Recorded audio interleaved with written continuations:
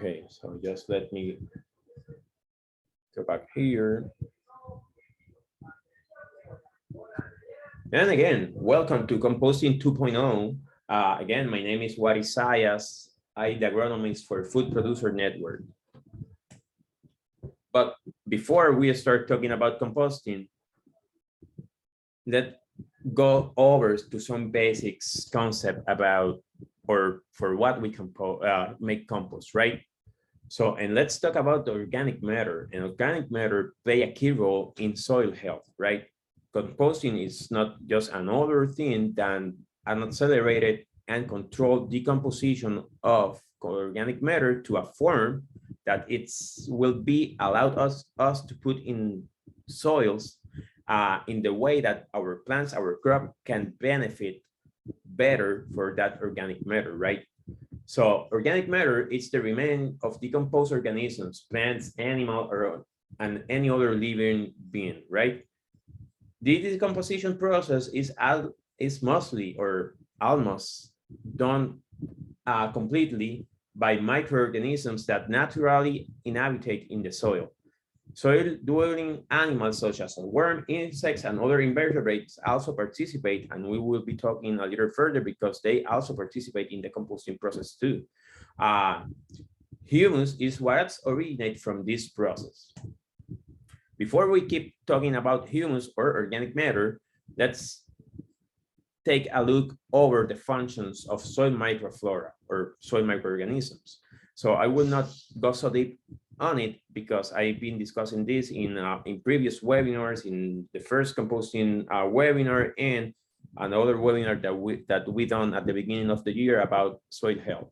But soil microflora play a really key role in the soil. So they are primary agents for nutrient cycle, regulate the dynamics of soil organic matter, sequestrate organic carbon and other greenhouse gases. They modify the physical structure and water retention of the soil, improve the absorption of nutrients and the health of the plants. So if we see this, let me say this, right? We need to understand that the soil is a living medium, right? Soil, it's a completely whole universe there, right? So different than we learn in industrial agriculture, soil is alive. So we need to treat the soil as a living organism because within the soil are the answer for many of the challenges that we are facing now in our food production systems. Talking back about organic matter or humus, what is humus is the organic matter in its maximum state of decomposition. And I put maximum quote unquote, because that humus will be keeping depleting and that decomposition process in the soil, but in a slower rate, and it will be transforming to other substances that are more resilient in soil, and those substances are the ones that we want to perpetuate in the soils, right? Such as what are humic acids, humins, and fulvic acids. All of those products comes from the process of that humus decomposition, right? What we call humus at this point, the organic matter that we call humus, we cannot identify where the material came from, especially due to its size. Okay, when we are talking about humus, we are talking about the material that looks like this. Okay. And as I always do, let's compare. I do this comparison, right? So just think when you are in the forest and you swipe a little bit the leaf litter in the soil, and you find this really rich and really with good essence of black soils that you or dirt that you find there, that is humus, right? Are the rest of other organisms in a state that you barely identified where it's from, right? And why I'm talking about it, because when we are composting, the material that we want to produce is a material that look like this. if your compost or the material you are using, buying, or producing doesn't look like this, let me say, tell you that it's not in the best condition for use for agricultural purposes, right? But we will be talking further within the next minutes, okay? Just as for purposes of review and go over again some basics principles of or knowledge about the importance of organic matter. So some properties of organic matter are the next, okay? Organic matter is a slow release, a store of nutrients for plants. What this means, it is, just think for the ones of you that know or are related to the slow release fertilizers or synthetic fertilizers, right? The ones that are that came in a bits and in a really small bits, that they are with bits, round shaped bits, that they are liberating in really slow the nutrients. So organic matter does the same, but better and for a longer time, okay?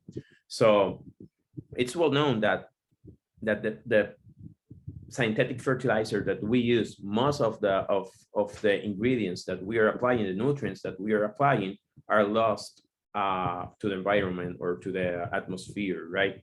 So organic matter has the power to liberate those nutrients in a really slow rate and in a form that plants could use it, okay? So organic matter also is a food source for soil microbiota or microorganisms. So soil microorganisms and organic matter are directly related each other, right? If we don't have a good content of organic matter in our soil, our microorganisms there, that they are really important, the populations will be really low, okay? So microorganisms and organic matter are goes hand with hand, okay? Organic matter is a high nutrient exchange capacity with the plants. That's mean that, so I will be, let me, this is a term for soil chemistry, right? But we need to understand too that the one that exchange nutrients with the plants are not the fertilizers, it's the soil, right? So if you look the cation exchange capacity of the soil, for a soil with a very high cation exchange capacity, organic matter, it's superior than the best soil, okay? So organic matter, because it's different, the dynamics within the organic matter are different, have the same capacity to exchange nutrient with the plants as the soil have, but in a higher rate. So that is another benefit to add organic matter to our soils, right? So organic matter to have a high water retention capacity, and that is really important, especially in these times where we are facing some weather climate pattern change, right? For example, we're in Puerto Rico, where I base, May this month, it's supposed to be one of the most where we face more water rainfall, right? But over the last weeks, some farmers are experiencing a really heavy drought because our climate patterns has changed because of global warming, right? And global warming, it's a reality. We has been facing global warming at least for 2 decades, and the effects will be getting more seriously within the next decades. But at the other hand, in the bright side, we have the power to adapt our food system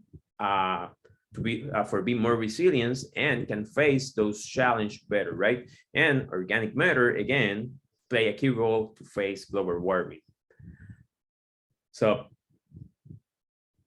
again, so organic matter helps to improve and maintain soil structure, which also prevent erosion. It's a cementing agent. And when a cementing agents, what it is that the organic matter act like a glue to bind soil particles, right? To create aggregates. And talking about in terms of soil physics, we have, or we want soils that have abundance of aggregates, right?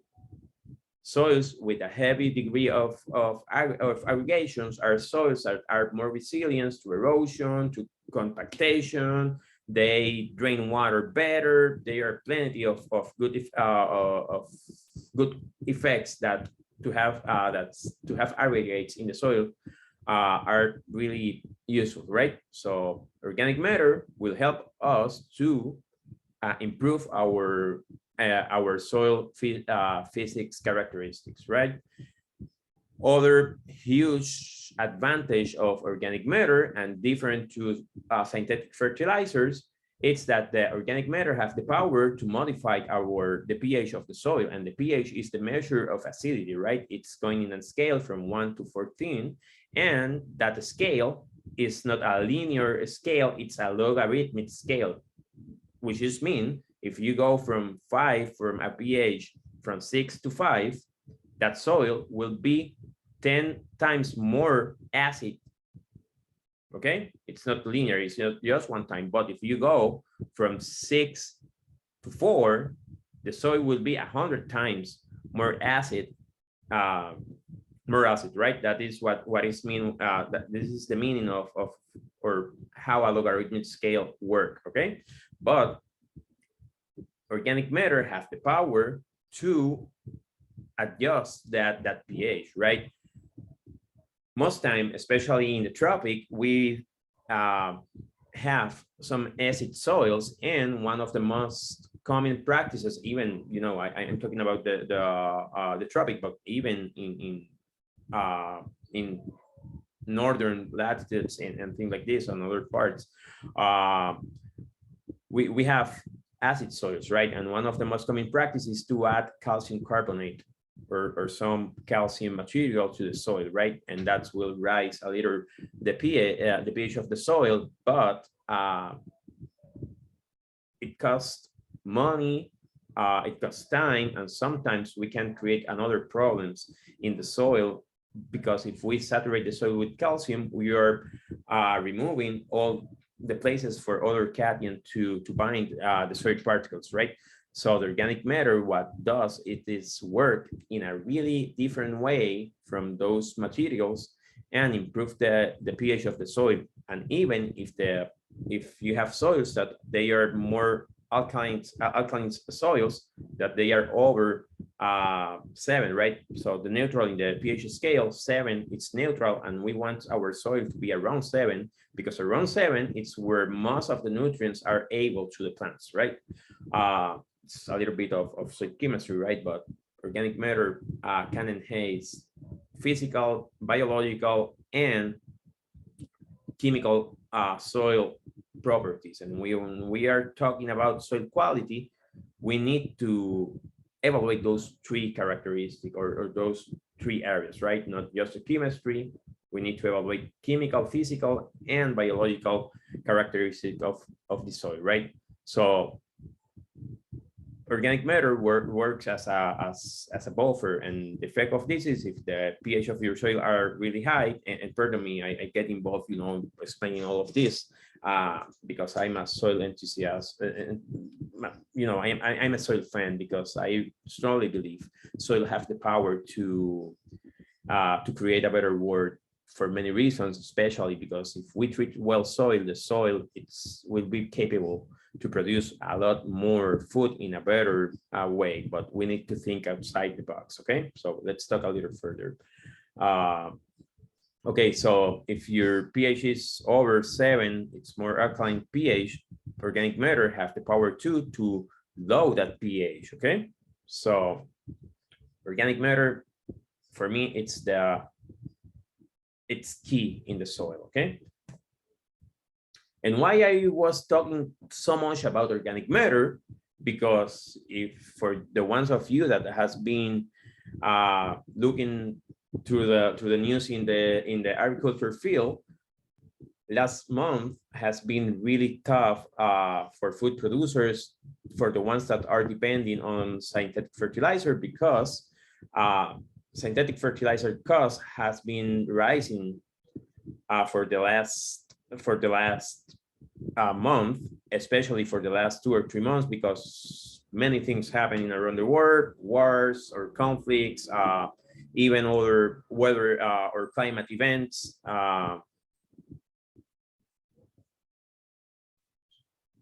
Pardon me. I think I have some problems with my internet.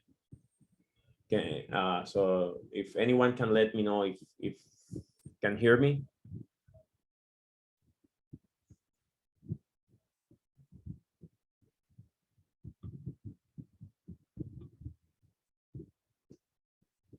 Okay, thank you, thank you. Okay, I will. My internet has been facing some troubles from the past. Yeah. Thank you for the people from Fiji. Wow, awesome. So I just turned off my camera because my internet has been facing some troubles since yesterday. Okay, so but if you cannot hear me, just let me know through the chat. I will appreciate it. Okay.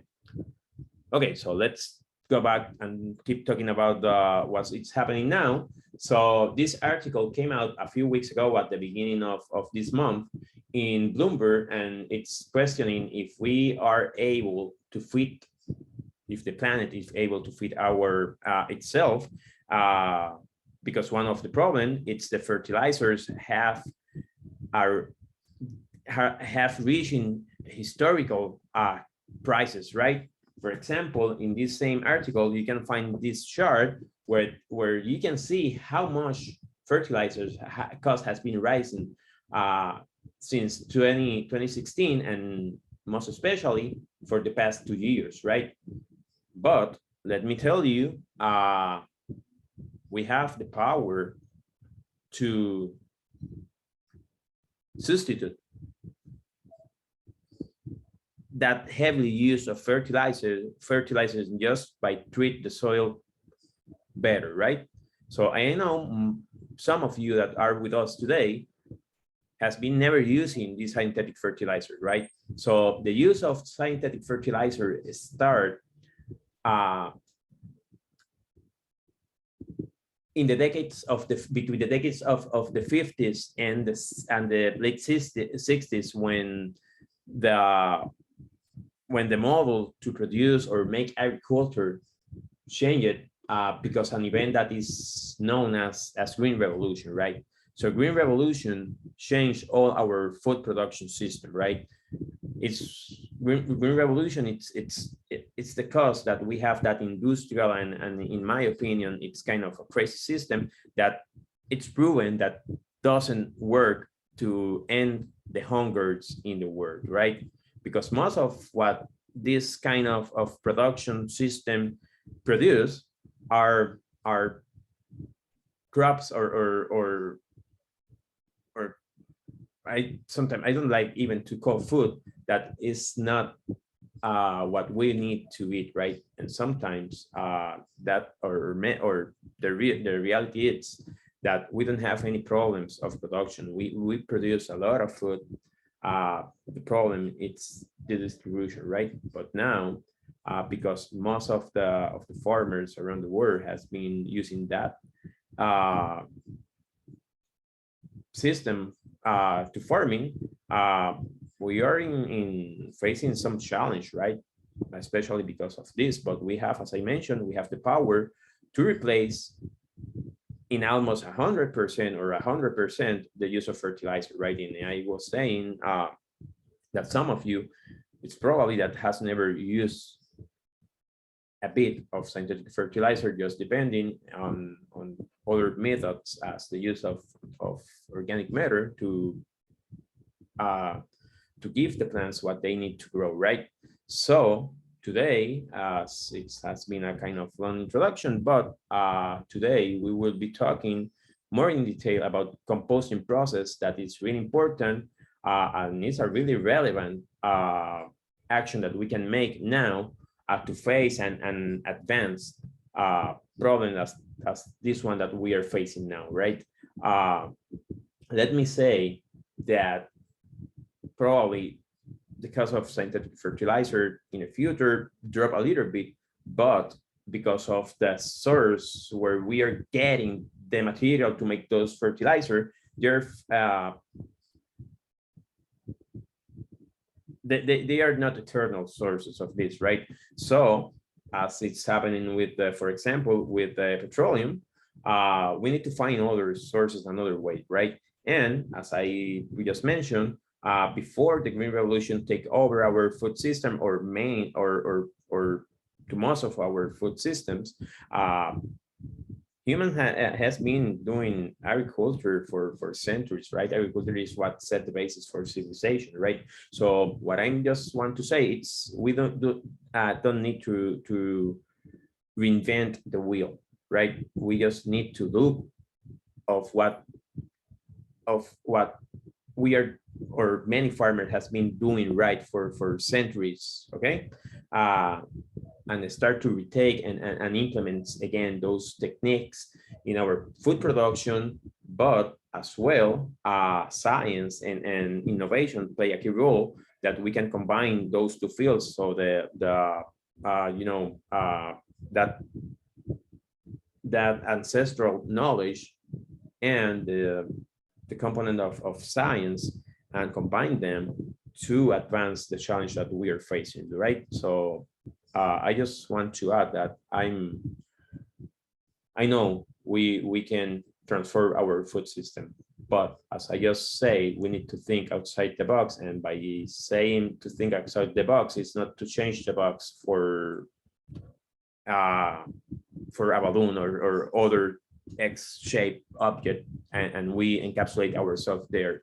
It's to learn and have a set of knowledge that we can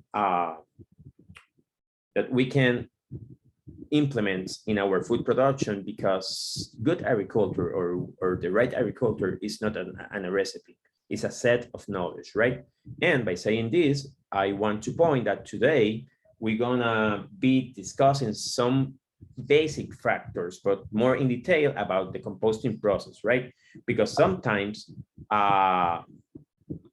we fail in the basic things, right? So today, my purpose with this for all of you, it's to have a better idea of what we need to do to make our composting process work as better as possible. Okay, so we will be discussing the basic factors that affect our composting process, right? I will stop here and I will check if we have any comment or any question.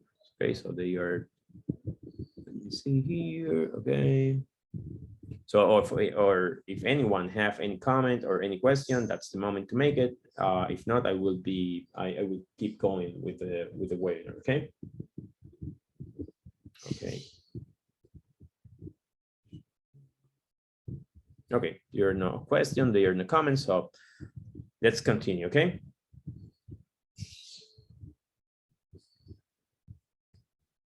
Before I go to those factors, let me, for the ones of you that has been in the first webinar, those slides, the first slides are the same that you can see there. I just reviewing them, right?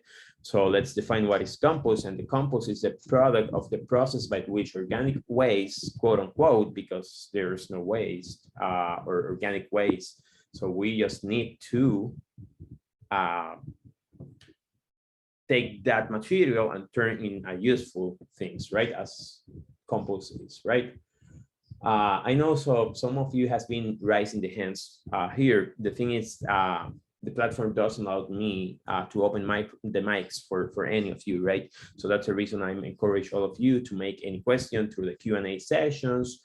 For me, it's appear here, but for you will be appear in the left bottom part of your screen, and the chat, you can make any comment through the chat that will that displays on your right bottom of your screen. Okay, so let's go back to what is compost. So compost is the process by which organic waste is decomposed by the action of microorganisms and other natural organisms in an aerobic way. Okay, and I just put it here aerobic in red because the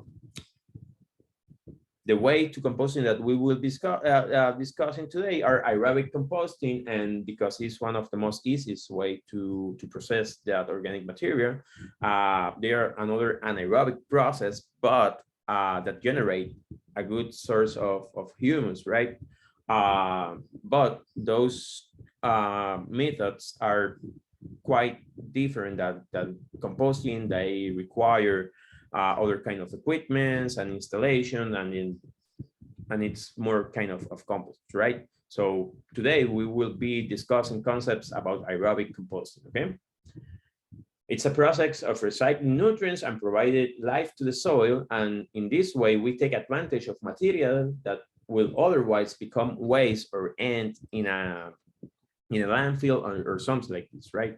So composting, it's a process of recycling, right? And it's not another thing than a decomposing, a controlled decomposing process, okay?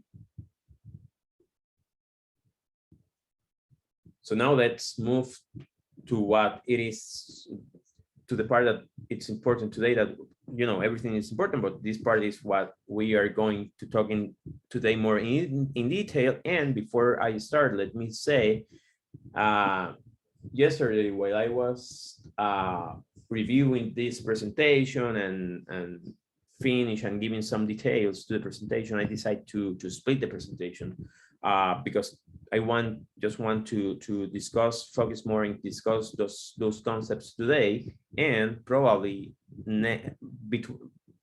at some point of June or July, it will be I will be holding the third and the final webinar on composting. But in that webinar, I will be talking more about the composting project designs, those concepts that will apply if you are composting for your food garden, or if you want to compost in more or in a big scale.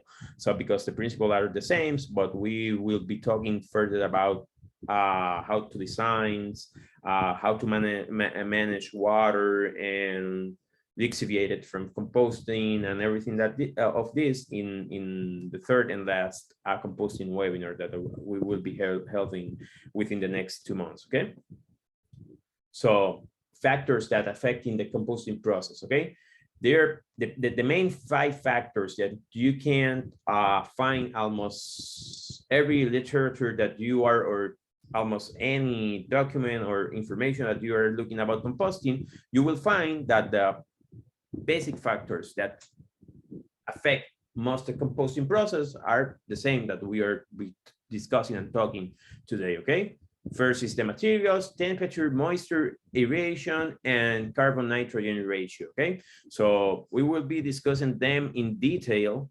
but I just want to say that the 5 of them are directly related, right?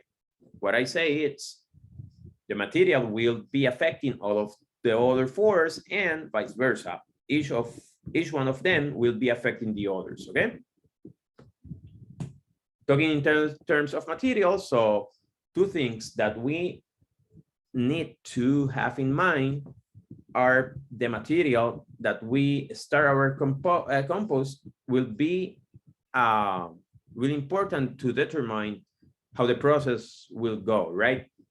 2 things that we need to have in mind are the physical and the chemical characteristics of that material.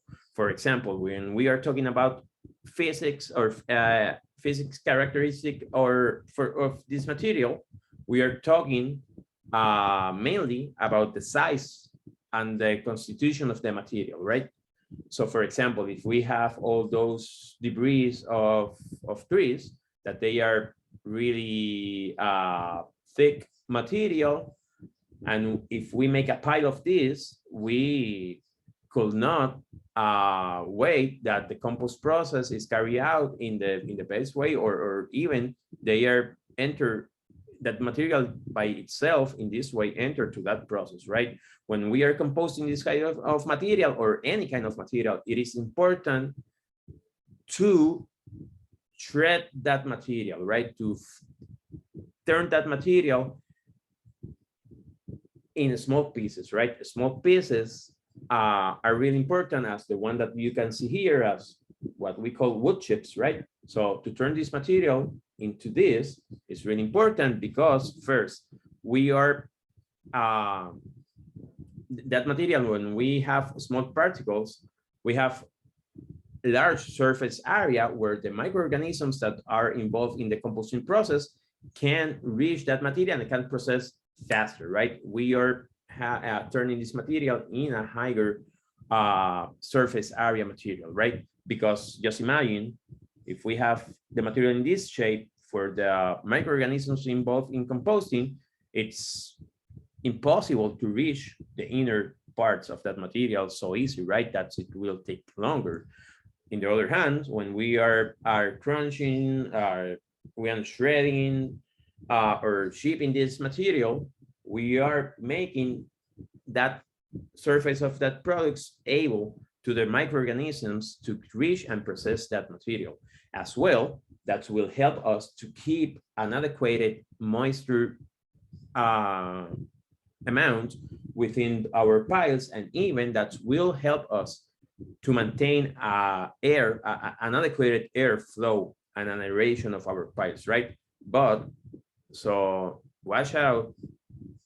We don't want to have a really small pieces, because if we ship or shredding or this material to really small pieces, we will not have many pores through the piles, and we can affect really bad the pass of air to the pile, okay? And probably that decomposition will turn to anaerobic decomposition, where the rotting is not happening, and we will turn that material to what we don't want, especially because when this material goes anaerobic and rotting is not happening, probably the microorganisms that we will have in there are not the ones that we want to put in our farm fields, for example, because they can be pathogens to our soil, to our plants, etc., right?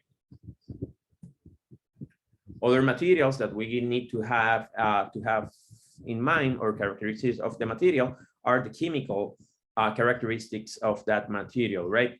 And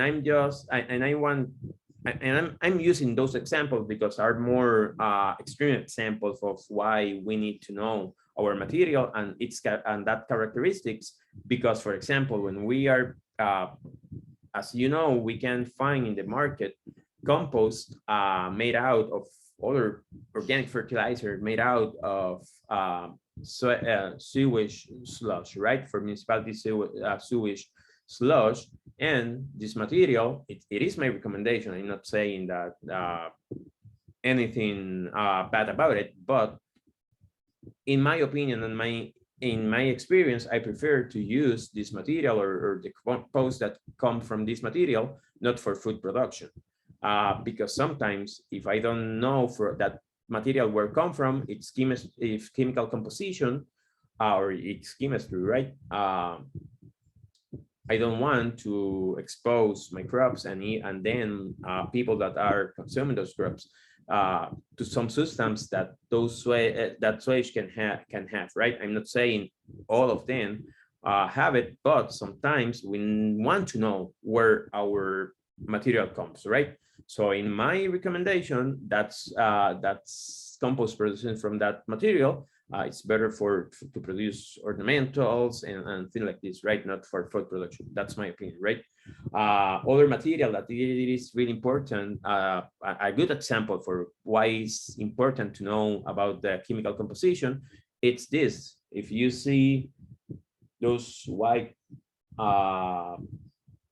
objects there, those are feeders from broilers or from layers, right? And it is chicken manure, and chicken manure, it's a really good material because the nutrient content, it's really high, but as well, this content of high content of nutrients, if we don't manage well this material, it's cool ends of the pollution of water, right? On water stream near where we are composting, or even groundwater, right? So that's the reason why we want to know heavily where we want to know deeply which material we are working to. And again, as we will be seeing at the end, near to the end of this presentation, because of the carbon and nitrogen content of the material, because that would be affect heavily our composting process. But let's talk further about it, okay? So any question about materials? No, okay, just let's keep going, okay? So the other factor is temperature, right?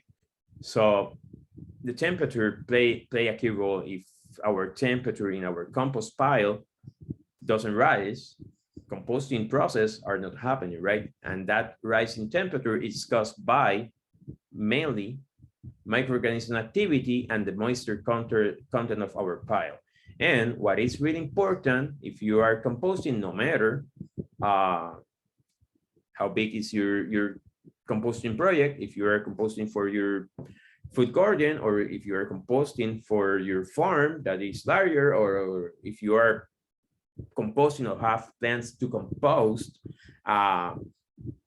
in a really big scale to sell the product, it is really important to maintain a record or to keep a record of temperature, right? Because temperature, as we will be seeing in the next slide, it's really important, not just for the process of the material, but it's important to make this material safe for the use, right? Because higher temperatures kills all the bad microorganisms and other organisms that are there that can cause some problems. And other thing, it's that the higher temperatures kills wheat seeds, right? And we don't want to have a material where we have an inventory of wheats that we are taking them to our field, because that will turn in a headache for us, right?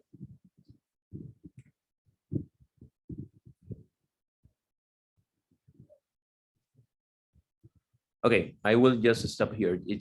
I will read a question, okay? Some clarification. The presentation is about making compost from soil and wood waste is making for compost from fruit, vegetable waste being presented. So the presentation is to make compost no matter where, which material you have. You can have wood, you can have vegetable waste, you can have manure. The principle of composting are the same for all the materials or all the organic materials, right? Remember, you make compost out of organic materials. So the principle for composting are the same no matter which material you have. And even not talking about of this because it's not so responsible on my part, but even you can compost animals too, when bodies of the animals too, and but that process and that composting process, especially the facilities, needs to have a very unique specifications, because you are working with a really with a material that could be you know, it's really delicate material that you are working on, and you can, if you don't manage well, or if you're entering in the world of composting, it's not suitable to deal with this kind of material, right? But every living being after death could turn into organic matter, okay? And remember that composting is just, as I mentioned before, a controlled decomposition process, right? We are making that organic matter to decompose in a faster rate, in a way that it is good for us to use in our soils, right? So talking back to temperature, so it is really important to maintain a record of temperature, and I highly recommend to all of you to get this kind of thermometer. Thermometer, you can find it in the market, a good one for around 40 or less US dollar, right? So what is different of those thermometers are that first, the probe, it's really long. At least I highly recommend that the probe are not shorter than 24 inches, or let me, in terms of centimeters, is 60 centimeters, right? No shorter than that. And the scale goes up to at least to 90 Celsius degree, or 100 and around 106, around 170, 180 Fahrenheit degrees. Okay. How many times I need to check my pile's temperatures? That will depends, right? And today I'm just going deep in details about those factors, because as I mentioned you, I can recommend you to go to and take and check your temperature for 1, 2, 3 times a week, but that will depend on how you are seeing what's happening in your piles, right? Sometimes it's required for you to check the temperature at least 2 or 3 times a week, right? In my opinion, or in my experience, I like to check my compost temperature at least twice a week, okay? But that will depend in the stage of the compost, and that will depend on many other factors, especially if you are doing compost outdoors, right? If you don't have any special facility that you can control the climate conditions, it is really important to maintain and monitoring constantly that temperature, right? Another thing that I just want to mention, and I will be giving some information that is not on the presentation. So what I say is that if you can take some notes, that will be good, right? So when we are making our compost piles, how high the piles needs to be. So it is recommended that the pile will be between 4 to 6 feet tall, right? Pardon me, from 4 to 8 feet tall, right? No higher than 8 feet, because to manage the pile probably will be it's harder, right? So a height of 4 to 8 feet, that will make easy for you to handle the pile, right? And how wide the pile needs to be, it's recommended for the pile to be between 8 to 14 foot wide, but a recommendation that it's very useful, it's that the base of the pile are the double of the height, right?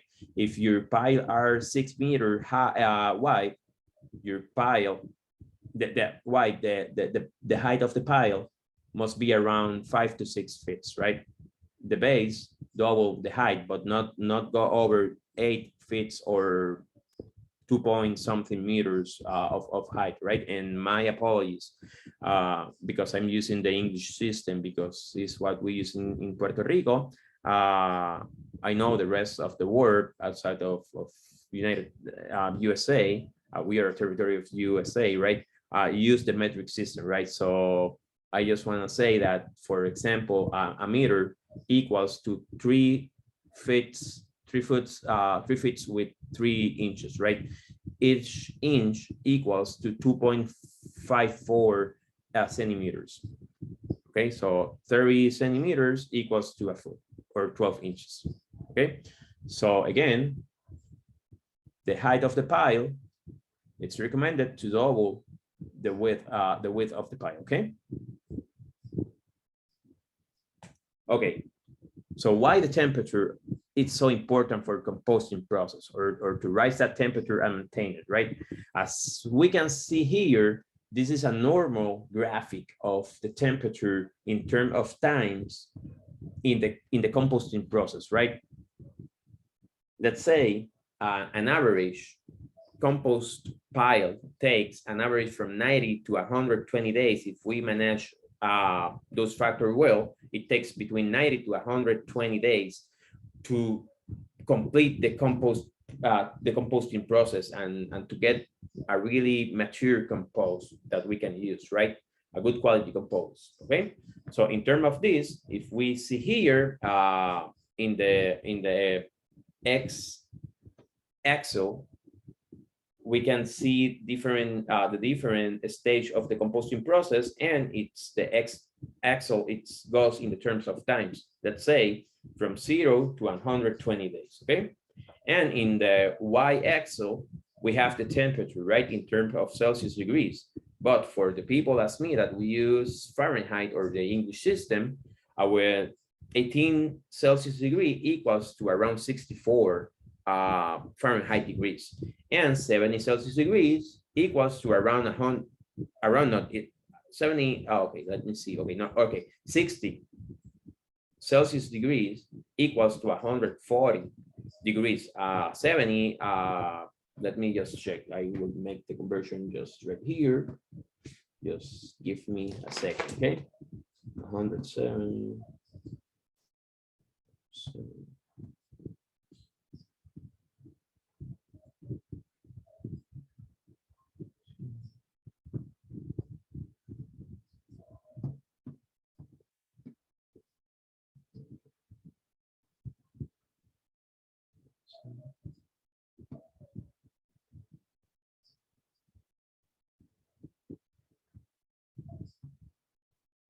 Okay, got it. 70 Celsius degree equals to 150 Fahrenheit degrees, okay? So what is important, it's in our compost pile, the first days, right? That could be from 0 to 10, to day 10 or 20 in average. It's where we have our compost pile or the process in what we call the mesophilic stage, right? In this stage, that it reached from 18 to around 45 Celsius degrees, or from around up to 60 Fahrenheit degrees. What it's happening there, it's the temperature is rising, as you can see here, but we will have the presence there of the bacteria and fungi. When I'm talking about fungi, it's a good fungi that we can find there that is starting to decompose that material. At this point, the bacteria and fungi there is decomposing the most simple substance that we find in our material that we are composting. Then after 10 to 20 days, the temperature, if we are managing well our piles and carrying out well the process, we will see that that temperature will keep rising. And in this point, after the 40 degrees, our pile reach into the thermophilic stage, right?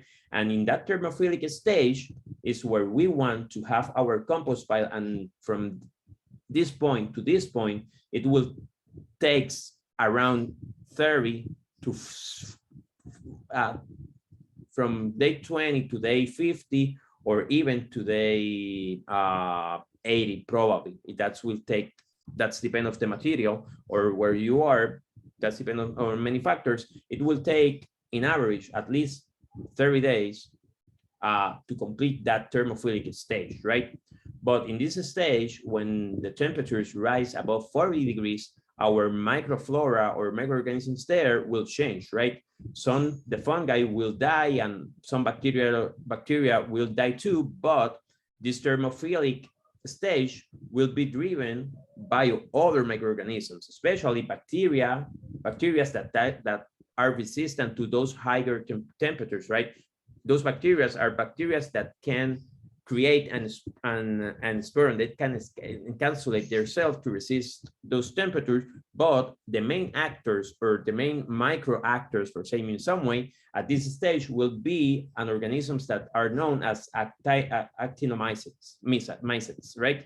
Actinomycetes are organisms that's at the beginning scientific belief that they were fungi too, but science is dynamic, right? And after years happen and the science keep developing, scientifics classify them now under bacteria category, right? But they have a behavior and even their bodies are shaped allied to the fungi, right? That's the reason that at the beginnings they classified the actinomycetes as fungi, right? So those microorganisms are the most predominant microorganisms during that stage, and that are the responsible to be there decomposing that material and even to maintain that temperature, because the temperature in our piles, it's a combination of the interaction of the microorganisms activities, but as well of the moisture that we have in our compost pile. And we will be talking a little further of moisture within the next few slides, right? Okay, after that stage, other really important thing that's happening in this stage is the pathogens are being eliminated because of the temperature, right? And when we reach this point around 60 Celsius degree or 145 to 160 Fahrenheit degrees or 60 to 70 Celsius degrees, at this point here in this peak of the curve, right?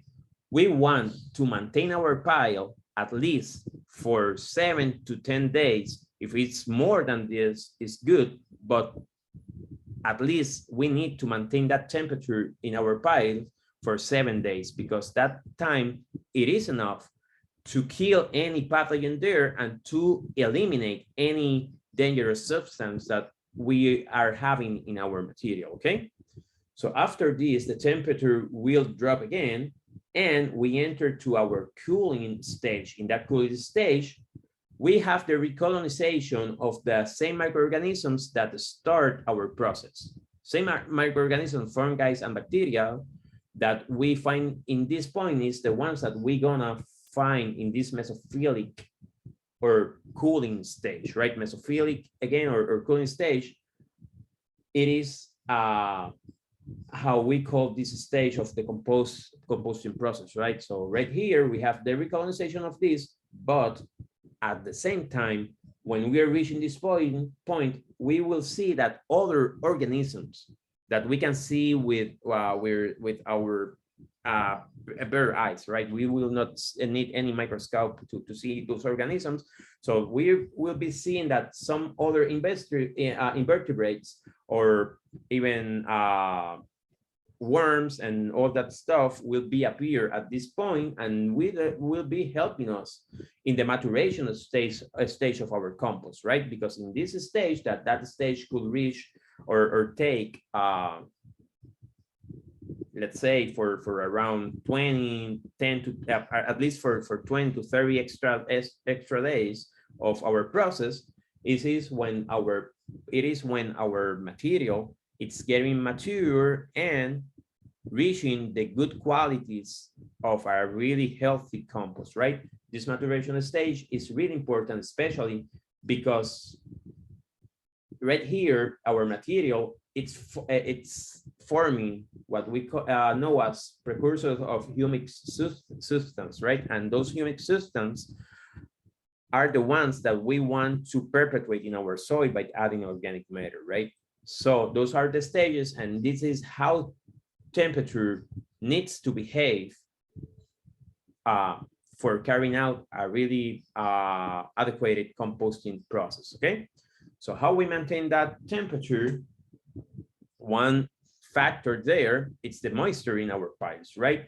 And as you can see here, if you have those kind of piles that are not so big, or even if you have a smaller piles, you can just add water.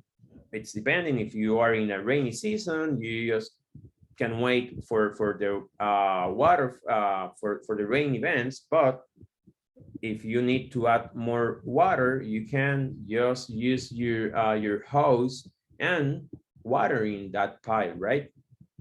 Or if you are doing a more higher or using more technified process, you can use this kind of arrangement and sprinkle over your piles to watering in a more effective way, right? That's really the two most common ways to water or to add water and moisture your piles.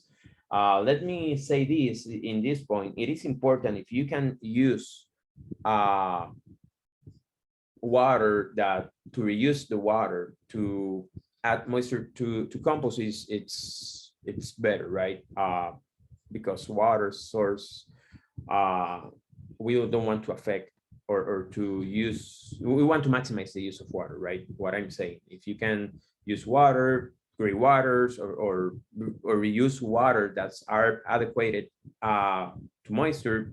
By I'm saying adequate, I point that water that doesn't have any pollutant agents on them or any bacteria that can affect or other organisms that can affect the quality of the compost, just reuse the water, right? If not, if you have plenty of water, well, you can use it, right? When we are talking about composting, we are talking about that we need a reliable source of water to maintain that moisture, right? So those are the two most common ways to keep the moisture on your compost. But let me say this, how much moisture we want in our piles, right? If you look through more information, most of the info you can find about the moisture, it says that the pile must have a range from 40 to 60% of moisture of the pile. It's the moisture that we want there, right? Between 40 to 60%. There are some moisture. You can find some meters that help you to know how moist is your pile. But one method that is really useful and doesn't cost nothing, it's just to make with your hand, right? So I will, it's the method I've been using for several years, and for me, and can give you a really good idea if the moisture in your pile it's adequate, right? So first, just to watch the pile and see if it's look dry. Obviously you will need to add some water. If you see that it's a lot of water that are draining out of your piles, you have excess of water and you need to turn it your piles or allow more air to pass through, or add some more brown materials that we are been talking what is brown materials later. But another method, or the method I prefer, is just to dig a hole in your pile and try to reach to the center as possible, having in mind that the center of the pile will be probably really hot. So just let that the material that you get from that part of the pile to lower the temperature, and just take a handful of that composting material in your hand and squeeze that and squeeze it, right? Then when you open your hand, if that material leave a really thin film of water in your hand, you have the adequate moisture on that pipe, right? In the other hand, if when you squeeze that material, if it's drip water, it's probably that you have excess of water or moisture in your pipe, right? So that method, it's a really easy method and can give you a really good idea if you have the right moisture on your pile. So moisture is really important, because if your compost is dry, the temperature will not rise, right? In the other hand, if you have excess of moisture in your compost, probably you will be affecting the aeration of the compost. And when you don't have enough air, that compost or that material there, instead of being composting, will start to rotting. And when this material is rotting, the process is affected complete, and probably the material that comes out of that process will not be suitable to use as organic matter for our farms or our food production, right? So that's a reason why it's really important to maintain an adequate moisture and a good aeration in our pipes, right? So aeration is the other factor that is really important to carry out that process in the right way. So aeration, when we are talking about composting piles, could be done in different ways. As you see here, it's a simple arrangement of PVC pipes with a series of holes along those pipes, and to supplying air using that blower, right? As you can see here, the pile is just placed above those, pardon me, above those pipes, and you are supplying enough air through using that blower through those pipes, right? This method of composting, it is what we know as static aerated static piles, okay? Aerated static piles is the name of this method of composting, because we are supplying air with those pipes, and during the process, it's probably that we never turn those pipes. That's the reason we call them statics, right? In the other hand, we can have this composting method, you know, that could be in a really small scale, but I'm just putting this picture here for all of you to have an idea of how industrial composting process looks. And we have this other method that is known and is probably one of the most common, or even the most common one, what we call turned piles or windrow composting. When we are talking about windrow composting or turned piles, it is because we are turning those piles constantly, right? At least twice a week, probably, or 3 times a week, that depending of the conditions and the material that you are composting, right? But in the way we aerate those piles, it is by turning them, right? So this right here, you can see a really advanced machinery that it's turning. That compost is a turner, is a compost turner, right? So you can find another version of this machinery, even a turner that you can attach to the PTO of your tractor, that is used for smaller scale projects, but you don't need to have this kind of machinery if you want to compost, right? That's all depend, or the inversion you will make all depend of the scale that you want to compost, right? For example, if you are composting in at home, well, just keep using the shovel, right? If you are composting in a medium scale and you don't want to get in this kind of investments, you can, if you have a tractor with a bucket, you can turn your piles by using the tractor bucket, right? That's a way to turn the piles and promote the aeration of those piles, right? There are plenty of ways to let the air pass through the pile, right? But aeration is really important, because if we lack of aeration, temperature again will not rise, and moisture will concentrate in our piles, right? That is really important to allow enough air to pass through our piles. Another really simple way to allow our air pass through our piles is by using that arrangement of PVC, right? I was looking through the internet and I found that really nice sketch about that arrangement of PVC pipes. And for the ones of you that are composting in a really small scale, you can just use this kind of arrangement, which is require 1 or 2 PVC pipes. Let me say that I recommend that the PVC pipes are around none smaller than 2 inches or 5 centimeters in diameter, right? So at least 2 inches or 5 millimeters in diameter pipes are the ones that are suitable for make this kind of arrangement. And what you do is you put these pipes within your pile, or you place it, and then you start to stack or your material that you want to compose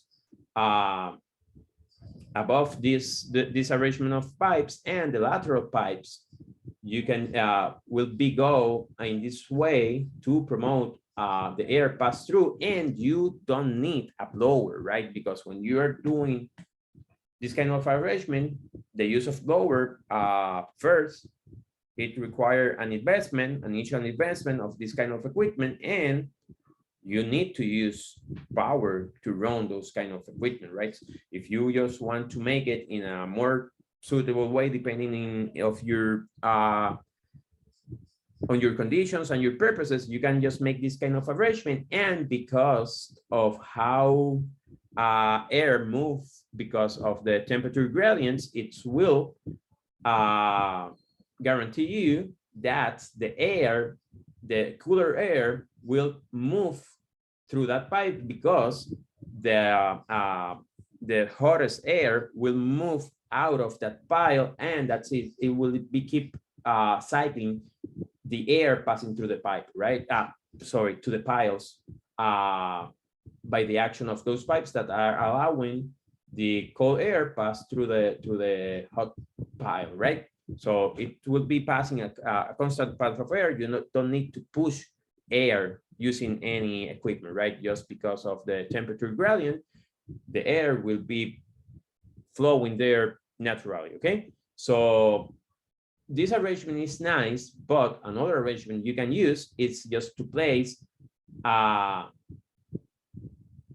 cross pipes, those kind of bigger pipes of 2-inch pipes, ones that go in the length of the pipe, and other that come from this side to this side. You can, depending on how big is your pile, it's the number of pipes that you will use, right? But you can make an array that you just use this kind of pipe, some that's gone in the length of the pipe and other of the pile, and other goings across the pile, okay? My recommendation is, so if you are the ones that go along the pile, they must go have at least 2 or 3 feet longer than the pipe in each of the sides of the pile, right? At the end of the pile and at the beginning, it's important that you allow enough space of the pipe to allow air to flow, right? And in terms of along the pipe, how many I need in across the pile, I will say every 10 or every, let's say every 10 to 15 feet, I will be putting or crossing another pipe to make another kind of arrangement if you want. If you look to online, you can find some other sketch about other pipes arrangement to make a static aerated compost piles, right? And I'm showing all of the ways that you can provide enough air to the piles, because all depends on your reality and the resources that you have. The time is important too, right? For people that doesn't have or doesn't want to employ many time in composting, probably aerated static piles will works better, right? So that's depend on your reality and your purposes and your time, and you know, all that stuff that is important in terms of what you want to do, right? So but those are different ways to promote aeration in your compost, okay? I will just stop here. Is there any question about aeration, moisture in our compost, temperature too? There's no question. No? Okay, I want to think that I'm being clear in what I'm trying to explain, right? And pardon me, because sometimes I lose the right words because my main language is Spanish, right? So, but I hope everyone are understanding what I'm trying to explain, right? Okay, so let's go to the last, but not less important factor of composting, right? And this one is more kind of technical factor, right? Okay, say some clarification. Okay. Okay, thanks for letting me know that I'm being clear. Thanks, I really appreciate it. Okay, this is the one of the last factor I will be discussing today, but it is really important, right? So, and I will turn more in it's okay. Let me, okay. Will the video recording be able for later viewing? Okay, Yes, the video will be able sooner for our grantees, because our grantees have an access to a platform that it's named Talent LMS for the grantees that are today with us. If you don't know how to access, just message us to the chat we have in WhatsApp with you, with each of you. For the general public, we hopefully have an open platform to view all our capacity building, or most of our capacity building webinars, hopefully no later than at the end of this year, but we are working on it. So at some point, we all, not just this, but previous capacity building and future capacity building will be able to see on demand for everyone, right? So we are working on it, and just want to invite all of you to keep in touch with us, you know, through the just to subscribe to our newsletter, monthly newsletter, even follow us on Facebook. You can see, or you can see in Facebook and look through Food Producer Network group or page, and you can there and just follow us, and you will be on top of our notifications. And once we have that platform open for everyone, you will know it, and you can see this and even other webinars on demand, right? But at the end of this webinar, I will be sharing my email, and if you want more information, and if you want to clarify any of the concepts that we has been talking today, you can email me, and I will be answering that email as soon as possible. Sometimes it takes to me a few days to answer, but I will answer it, okay? So I will be sharing my email at the end of this webinar, okay? So let's go to the last, but nonetheless, you know, to the last, but nonetheless important factor. And this factor is really, really important, because when we are talking about composting, it's really, again, and I'm being redundant, right? But I want for all of you to go away today with this in mind. Carbon and nitrogen ratio, it's really important to carry out our healthy composting process, okay? Even in soils, carbon and nitrogen ratio is really important for the soil to function in the right way, and even for the plants to absorb the nutrients from the soils, right? But talking about in terms of to know our material, it is really important to know the ratio from carbon nitrogen, right? Because carbon nitrogen ratio will determine how well our composting or our material will be decomposing in our composting process, okay? So if you look through if you look for more information about which is the adequate ratio, you will find a ratio from 30 to 1. It's the adequate for composting purposes, okay? 30 parts of carbon, 1 part of nitrogen. And how you can reach this? It's by knowing the ratio of carbon nitrogen ratio of the materials that you are using. Why? Because most of the all the organic material, the base or the base element, it's carbon, right? But as well, for the microorganism to process that carbon, they demand nitrogen, right? And that's the other reason why we want to put in our soil the compost. Okay, what really is compost, right? And in the end, I will be showing what the material that could be called compost, okay? Because sometimes what we are getting in the market is not compost, but that's I will talk a little further, right? So carbon nitrogen ratio, it's really important in our materials, and here you can see some of our most common materials that we can reach for composting purposes and its ratio of carbon nitrogen. For example, material with high nitrogen values, or what we call in composting terms, green or moisture material or wet materials. For example, poultry manure have a really high nitrogen value, right? Vegetable waste, pig manure, again, pig manure, if you doesn't have experience composting and managing, and with the management of this material, I highly encourage you to don't start using this manure to composting, right?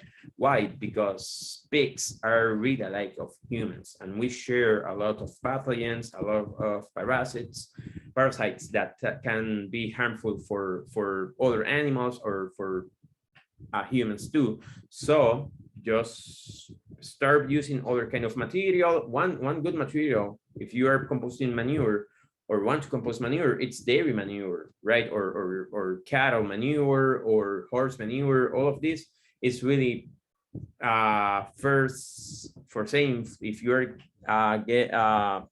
doing your first steps in composting, start with another kind of manure. Please do not use pig manure. At least you have experience and know how to manage well this kind of manure. Okay, so right here you can see the different kind of materials that are high in nitrogen and in carbon, and what is important, because making a mix of those material, you can find the right ratio that you want in your compost, right? The right ratio, it's around 30 to 1. Okay, so that is the reason why, if you are looking through the through other information about to composting, you will find that material for composting are divided in two categories, right? Brown materials and green materials. Green materials are high in nitrogen, and brown materials are high in carbon, right? So with the right mix, you can find or you can reach the right way to have the right mix to carry out the right compost, right? That is what we want to have, but in the real world, sometimes we don't find enough of those materials, right? So you need to adjust your composting process to carry out with the materials that you have, right? So that's the reason why I was talking in details of other factors, right? Because now you know other factors, you can play with the if you don't have the right enough materials from each of other, right? But as well, they are materials that naturally have the right amount of or the right ratio of carbon nitrogen. For example, peat moss, if you see here, range from 18 to 36 in carbon to 1 to nitrogen, and horse manure with litter range from 30 to 60 to 1. And those materials, if you want, for example, if you just want to make a compost just using horse manure, it will be carry out all the process really well, because the ratio, it's really adequate, right? It's really, for saying some way, it's really neutral, the ratio of carbon and nitrogen. And this material by itself, in making the right process, could be composted, right? As well, other manure that is have a really right or naturally the right or range within the adequate carbon nitrogen ratio, it's rabbit manure, right? And for the one of you that have experience with this is one of the reasons. If we take the rabbit manure, for example, fresh to the field, it's not harmful to our plants, because the carbon nitrogen ratio, it's the right one. In the other hand, for example, if I apply direct fresh dairy manure to the field and I have plants there, or poultry manure, fresh poultry manure to the field, it will burn our crops, right? Because it's really high in nitrogen in it, and that is what nitrogen, high amounts of nitrogen does, okay, to our crops. So that's the reason those materials needs to be composted, right? So right here, it's that chart. I can share it with the one of you that send me a message through my email. I will share this for your information. But if you look on internet, you can find plenty of this. But just have in mind that reach the right ratio from carbon and nitrogen, it's really important to carry out the right process of composting, right? And I'm talking this in detail because, as it say, the title of this webinar, it's Composting 2.0, and it's kind of advanced webinar. And I just want to all of you to understand better the basics of the factors or of the factors that are key factors for carrying out the right composting process, okay? As I mentioned, if you surf through the web for find more composting information, right here, they are a list in this table of a lot of common materials that you can find, which is our brown materials or green materials, and the ratio from carbon nitrogen, right? And by knowing this, you can make the right mix, okay? So just have in mind that you will require more carbon than nitrogen to carry out the process well. When we go really over in nitrogen in our piles, you can find that the smell of that piles would turn more like kind of, you can smell some ammonium alike smell, and that's indicate that you are having heavy amount of nitrogen there. So what you want to do if that's happened, it's to add more carbon materials to that pile. In the other hand, if the nitrogen in that pile it's low, first, it's barely impossible for temperature to rise, and as well, the rest of the nitrogen that you have there probably will deplete it in other forms of nitrogen, and you will lose the nitrogen from your compost, right? So it's really important. So here they are a few of the materials or other more common materials that you can find there able to make your compost, right? As well as I mentioned, for the ones of you that send me an email, I will be sharing this information, okay?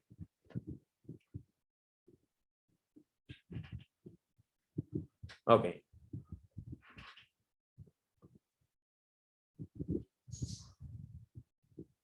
Okay, so I will be to stop here to answer any question about carbon nitrogen ratio, okay?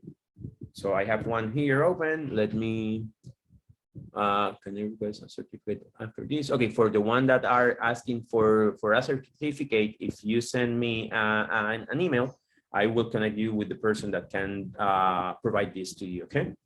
So we have a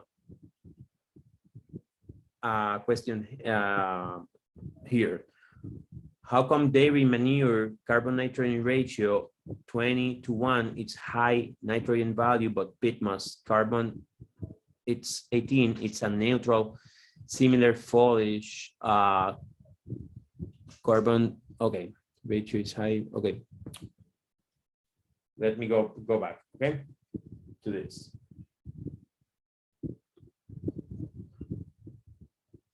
Here, the ratio, when we are talking about this kind of more nitrogen, it's because of the form of nitrogen that we can find in this this material, right?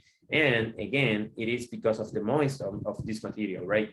So carbon nitrogen, the ratio of carbon nitrogen here is considered neutral because of other qualities of the or other characteristic of the material. That's the reason why it is classified here, right? So it will depend in other characteristic too of the material. Okay. Let me see that we got here another question. Okay. Are you going to post the record of the video of this one? Well, as I mentioned a few minutes earlier, yes, we are working in an open platform for everyone to see on demand our webinars, but it will take a few extra months to have it done. We we are working on it, and we hopefully have it no later than the end of this year, okay? But if you want most information, even I can send a PDF copy of the presentation through email. Just email me. I will be sharing my email within the next few minutes, okay? What else? Okay, so there's any other question about carbon-nitrogen ratio? If not, I will go to the last slides that I want to show you, and just to review it, remember, so main factors to carry out the right composting process. First, knowing our material, right? Especially physical and chemical characteristic of our material. Then it's the temperature. Maintain the right temperature, and monitoring that temperature is really important. Remember, our piles or our compost need to pass through all those 4 stages, right? Those stages are carried out by different microorganisms, and later other organisms that are making their work to process our organic matter and turn it in what we call compost, right?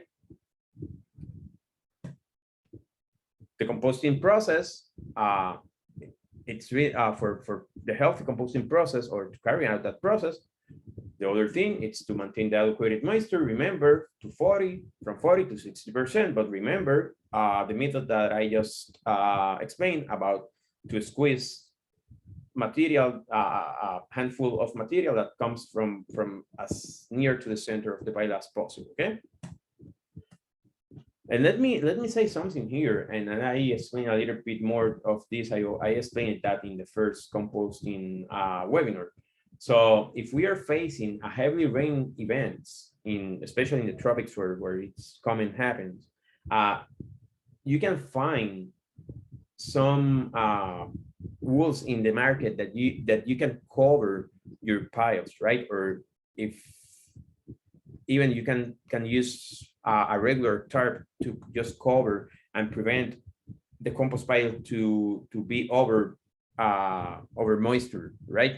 So, but if you are using a regular tarp, because it's not a breathable material, you need to remove constantly from your compost pile. Okay. Other thing, it is aeration and air play a key role to maintain alive those organisms and to keep the temperature in the right way. I just mentioned different forms that you can promote that are aeration and carbon nitrogen rates. Okay, so when we are doing and having when we are making all this process, having in mind all those factors and managing them well, that's, you know, it takes time while you get experience, right? Don't expect to be a master of compost, a compost master just because what you learned today. It is really important, the practice, and I was focused on explaining those concepts, because when you understand this, you know how to handle your compost in the right way, because it's depend on many factors. Even your compost could behave different from your neighbor one, because even the people working that compost have the potential to affect the compost process the same in some way, right? So that's the reason why I don't believe in recipes. I believe in a series or base of a series of knowledge that you implement depending on your conditions and all those other factors that you face in your composting project. Okay. And when we are carrying and we are implementing all that knowledge and all that experience that you will be gaining by doing, we produce a really good compost, what we can call compost. And I put this picture here of that pile, because if you are getting compost that looks like this, if you're buying, if you are producing compost that look like this, let me say, with all the respect, this is not compost, this is wood chips, and you don't want to put this in your field because that will cause initially more problems than benefits to your plants, right? When you put this kind of material in your soil, what is going to happen, and I see it this several times, it is that the microorganisms in the soil will sequestrate the nitrogen in the soil to process that carbon. Okay, again, carbon nitrogen ratio. Okay, and will not make able that nitrogen to the plants, and your plants will look really bad. Okay, so this is not compost. Compost is this. And by the way, this picture, I took this picture a few weeks ago in one of our grantees farm, but he have that pile there, letting that material finish their composting process before he used it, right? What is compost? This is compost, right? What we want, the compost that we want to produce, or if you're buying compost, or if you're getting compost that you're making by yourself, that you're getting free or you're paying for it, the compost that you want, it's this. This is really compost, right? This is humus. You barely know where it's from. It was manure, it was a branch of a tree, etc. Right? So this is real compost. Okay, so that is what you want to have as a compost, as a fertilizer, or as I say, compost. Many people say that compost is not a fertilizer. Most people categorize compost as amendment, but I say, as a few people say too, compost is not a fertilizer, right? It's a super fertilizer because aside of provide nutrients to the plants, it causes a lot of other beneficial effects on the soil, right? For a better soil, for a better production, it is important to have a good amount of organic matter into the soils, and composting bring us a way to process this material in a really adequate amount of time and provide us with that rich material that in other ways probably it will end in our landfills or in the places that will not be recycled. And nowadays it's more important to find other ways to keep nourishing our soils, right? Remember, soil, it's a living being too, okay? And as I hear, always remember that for a healthy and productive soil, and effect of this is a good harvest, the key is the organic matter, okay? So the organic matter in the soil, it's key to have healthy agro ecosystems, okay? Or agri ecosystems. Just want to add, if you make a soil test at laboratory level, a good amount or ideal amount of organic matter in the soil, it's around 5%, okay? Soils as the one that we have, or the most predominant, especially in the tropics, are around 2% in organic matter because of depletion of the conditions and other factors. But around 5, if what we want, ideally we want of organic matter content in the soil, right? So if we go over 8%, the excess of organic matter in the soil can cause some problems too, right? So we aim to at some point to reach around 5% of soil organic matter in our soil, okay?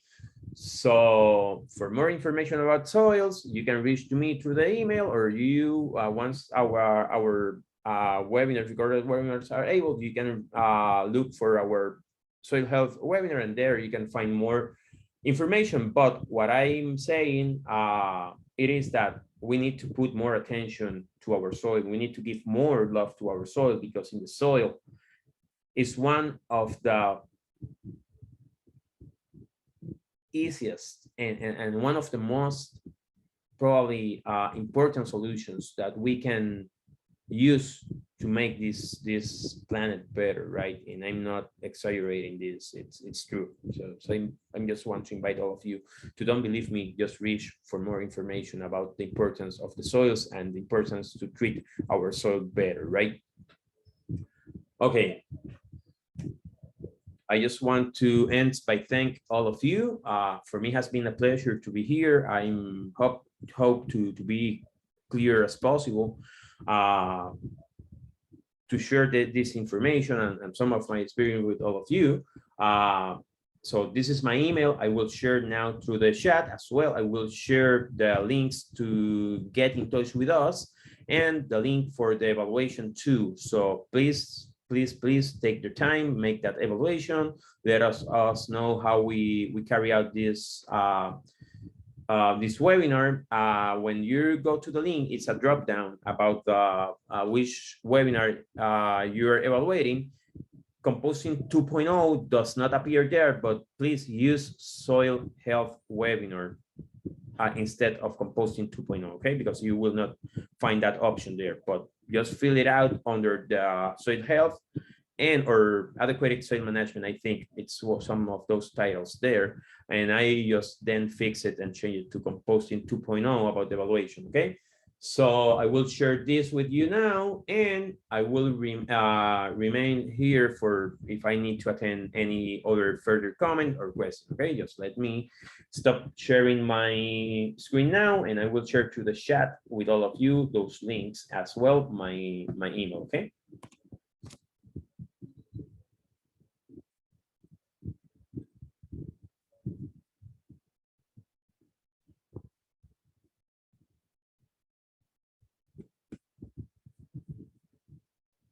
Just give me a second. So I'm just looking for the links.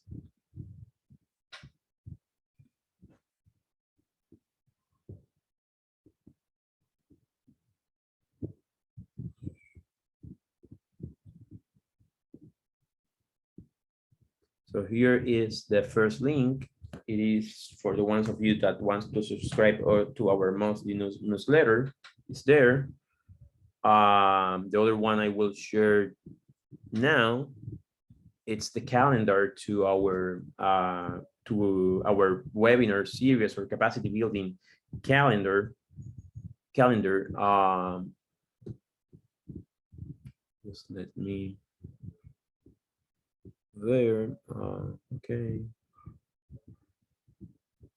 Just give me a second because I just want to share the right one and the one in English, because the one I have open here, it's the one in Spanish, pardon me.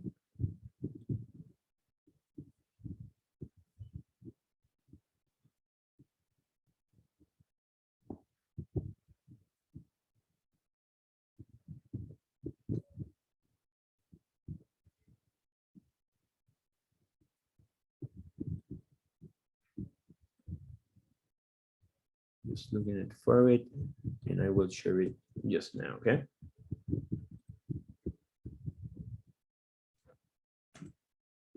I'm just checking if it's working.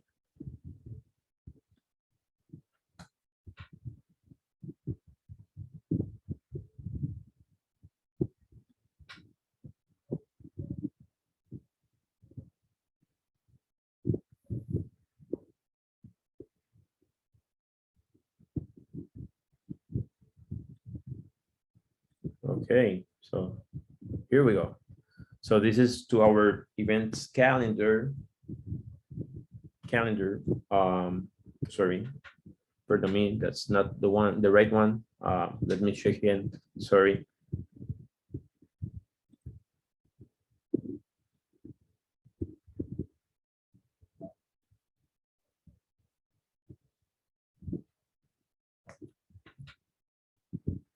And now there we are. Okay, that's for our events calendar. And at last, let me just share the evaluation link. And as I mentioned, please take some minutes and complete that evaluation. I will really appreciate it. And not just me, the rest of the team too. Okay. And here is my email for the ones of you that want to copy and paste.